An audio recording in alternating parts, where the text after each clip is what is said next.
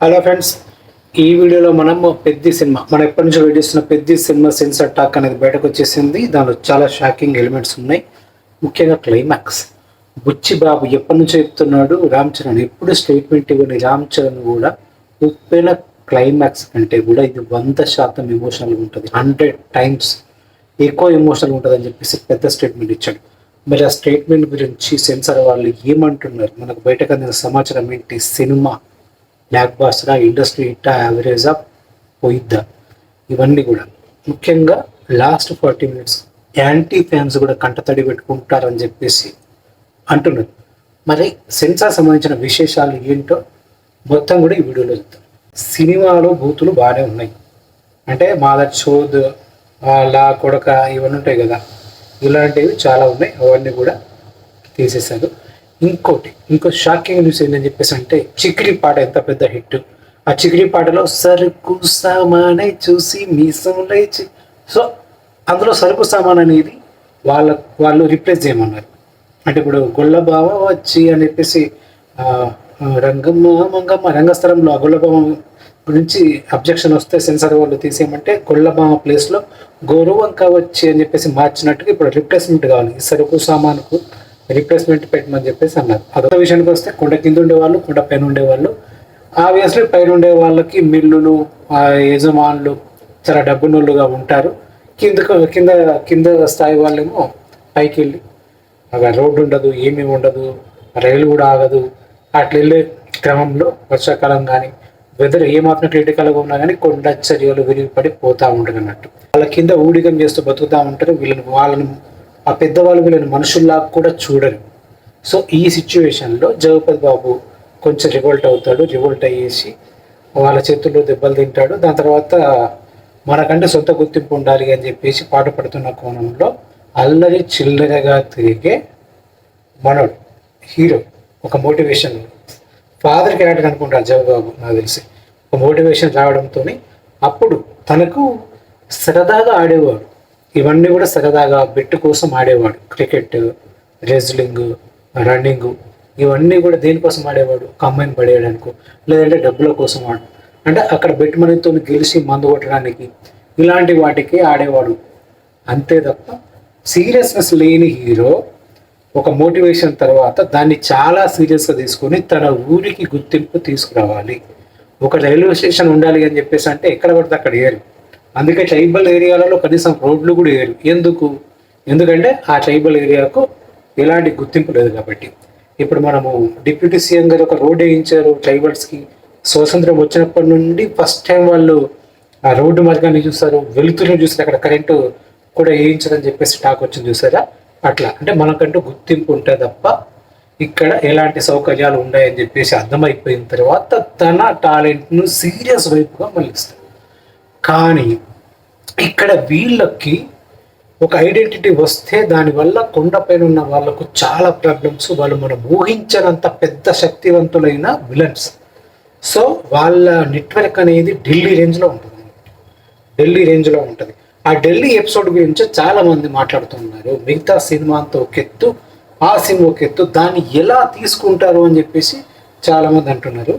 ఇక్కడ మనకు అందిన సమాచారం ప్రకారం ఏంటి అని చెప్పేసి అంటే, ఇక్కడ వెళ్తాడు మూడు స్పోర్ట్స్లో క్వాలిఫై అయిపోయి 3 స్పోర్ట్స్ ఆడుతూ ఉంటాడు అనమాట. మామూలుగా మనకి ఒలింపిక్స్లో మనలో 3 పథకాలు తీసుకొచ్చారని చెప్పేసి అంటాం. అంటే ఇప్పుడు టెన్నిస్లో తీసుకొచ్చిన వాళ్ళు, లేకపోతే బ్యాడ్మింటన్లో తీసుకొచ్చిన వాళ్ళు, లేకపోతే రన్నింగ్లో తీసుకొచ్చిన వాళ్ళు సపరేట్ వ్యక్తులు ఉంటారు. కానీ ఒకే వ్యక్తి 3 పథకాలు తేవడం, 3 డిఫరెంట్ కేటగిరీల్లో అనేది ఎప్పుడు వినుండం. ఇప్పుడు మనమే చూడబోతున్నాం. అంటే కోడితే జాక్ పట్టు, అంటే ఎవడరా ఈడు ఒక్కటి కాదు 3 పథకాలు పట్టుకొచ్చాడంటే అది మామూలు విషయం కాదనమాట. రామ్ చరణ్ క్లైమాక్స్ లో చనిపోతాడు అని చెప్పేసి అయితే టాక్ వచ్చింది. చనిపోయే సీన్ కూడా మామూలుగా ఉండదన్నమాట. ఎవరు ఊహించని విధంగా కాలు పోవడాలు ఇవేవి కూడా ఉండవు, ఇవేవి కూడా లేవు. అంటే ఫైట్ ఉంటుంది, ఇతన్ని కౌంటర్ చేయడానికి విలన్ గ్యాంగ్ వచ్చి ఫైట్లు చేస్తారు, దానిలో రామ్ చరణ్కు దెబ్బలు తగులుతాయి, ఇవన్నీ వేరే కేటగిరీ.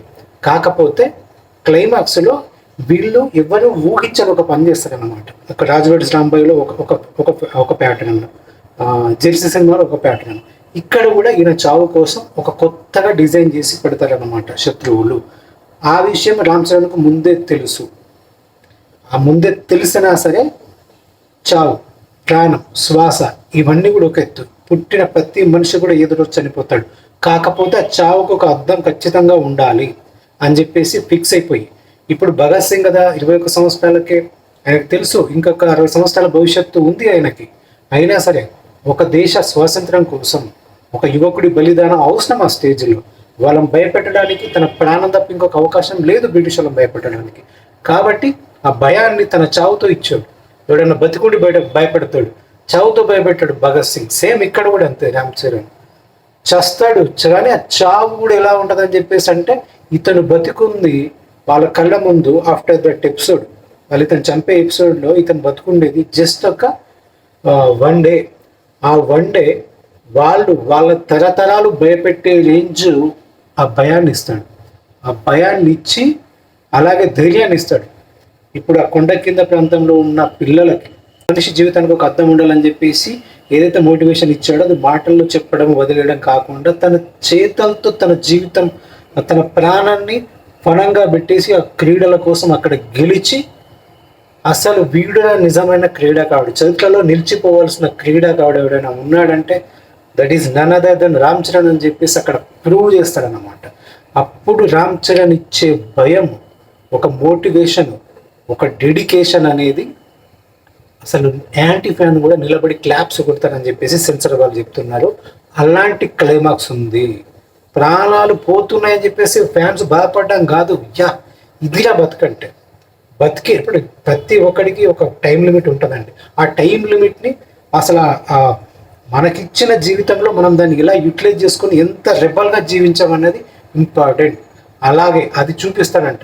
అసలు జీవితానికి అర్థం ఏంటి, అసలు ఒక రెబల్లాగా బతకడం ఎలా, ఒక బ్రాండ్, ఒక స్టాంప్ కుద్దడం ఎలా. మైకేల్ జాక్సన్ బతికింది కూడా 50 సంవత్సరాలే. కాకపోతే ఇప్పటికి కూడా ఆయన సినిమా వస్తే 1000 కోట్లు వస్తున్నాయి. ఎక్కడ పోయినా కానీ ఆయన ముద్ర చెదిరిపోలేదు. ఎవడైనా పోతాడు, కానీ ఆ ముద్ర చెరిగిపోకుండా ఉండడం అనేది ఎలా అనేది ఈ సినిమాలో చూపించబోతున్నారు. అక్కడ రామ్ చరణ్ పర్ఫార్మెన్స్కి అసలు ఎన్ని ఆస్కార్ వచ్చినా తక్కువే అని చెప్పేసి టాక్ ఉంది. ఇంతకు మించి రివీల్ చేయదలుచుకోలేదు. ఓకే ఫ్రెండ్స్, ఇది ఉప్పెన లాంటి క్లైమాక్సే, అంటే షాడ్ ఎండింగే. కానీ అలాంటి షాడ్ ఎండింగ్ కాదు, కట్ చేయడాలు, కోసి పారేయడాలు ఇలాంటివి కాకుండా మనసును తట్టి ఎమోషన్ లేపే ఆ కైండ్ ఆఫ్ క్లైమాక్స్ అని చెప్పేసి టాక్ వచ్చింది. సో యాంటీ ఫ్యాన్స్ కూడా మంచి రివ్యూలు ఇచ్చే సినిమా అనమాట. యాంటీ ఫ్యాన్స్ కూడా అబ్బా మన హీరోలు కూడా ఇలాంటి సినిమా చేస్తే ఎంత బాగుంటుంది అని చెప్పేసి అనుకునే సినిమా అని చెప్పేసి అంటున్నారు ఫ్రెండ్స్. ఓకే, ఇంకో మంచి వీడియోతో మళ్ళీ కలుద్దాం. అంతవరకు